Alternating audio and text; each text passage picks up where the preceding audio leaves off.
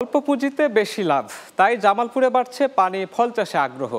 কৃষকদের আশা চলতি বছর জেলা জুড়ে ৪৫ হেক্টর জমি থেকে মিলবে ৪৫০ টন পানি ফল। উপজেলা কৃষি অফিস জানায়, ফলন বাড়ানোর জন্য কাজ করছে সংশ্লিষ্ট বিভাগ। শরীফুল ইসলাম ঝোকনের তথ্যচিত্রে বিস্তারিত প্রতিবেদন। শরৎ হেমন্ত সময়টাতে পানি জমে থাকা নিচু জমিতে চাষাবাদ হয় পানি ফল, যা জামালপুরের হাট বাজারে সস্তা পাওয়া যায়, যেটি পানি সিঙ্গারা বলেও পরিচিত। গেল কয়েক বছর ধরে জামালপুরে পানি ফল চাষ করে আর্থিকভাবে লাভবান হচ্ছেন জেলার কৃষকরা। চাষের খরচ ও পরিশ্রম কম হওয়ায় অনেক খালবিল ও জলাশয়ে চাষ করছে পানি ফল।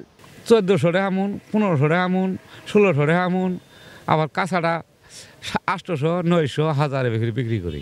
দামে সস্তা হলেও পুষ্টিগুণের দিক থেকে এর জুড়ি মেলা ভার। এই ফল চাষে প্রয়োজন হয় না রাসায়নিক সারের। এদিকে চাষে বিঘা প্রতি ৩ থেকে ৪ হাজার টাকা খরচ হয়ে থাকে। লাভ মোটামুটি আল্লাহ পাক ভালোই দিতেছে। পানি থাকলে লাভ আছে, পানি নেই লাভ নাই। ধানের আবাদ এক সিজন হয়, তারপর আমরা যে পানি ফল আবাদ করি, কিছু টাকা লাভ হয়।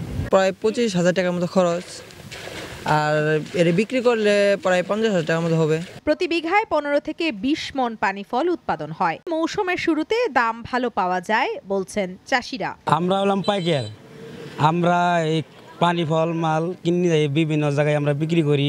অল্প খরচ করেও বেশ লাভ হওয়ায় পানি ফল চাষে আগ্রহ বাড়ছে এই জেলার চাষিদের। জেলার চাহিদা মিটিয়ে পানি ফল যাচ্ছে রাজধানী সহ অন্যান্য জেলা শহরে। যদি কৃষি অফিসার আসিয়ে এই পানি ফলের দিকে একটু নজর করে, তাহলে আর একটু এই পানি ফলের উৎপাদন বাড়ে।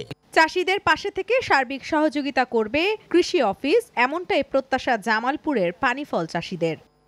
এদিকে উপজেলা কৃষি কর্মকর্তা জানান, পানি ফলের ফলন বৃদ্ধির জন্য কাজ করছে কৃষি বিভাগ। সরাসরি পানি ফলের বিষয়ে প্রশিক্ষণ নাই, কিন্তু তাদেরকে আমরা অন্য প্রশিক্ষণে অ্যাড করাচ্ছি বা ওই রিলেটেড কাজে আমরা ওখানে তাদের সাথে আলোচনা করতেছি। এটা পোকায় ছিদ্র করে ফেলে এটার বিষয়ে আমরা পরামর্শ দিচ্ছি, তারা স্প্রে করে সমাধান পাচ্ছে। চলতি বছরে জামালপুরে ৪৫ হেক্টর জমিতে পানি ফলের চাষ হয়েছে, যেখান থেকে ৪৫০ টন পানি ফল উৎপাদন হবে।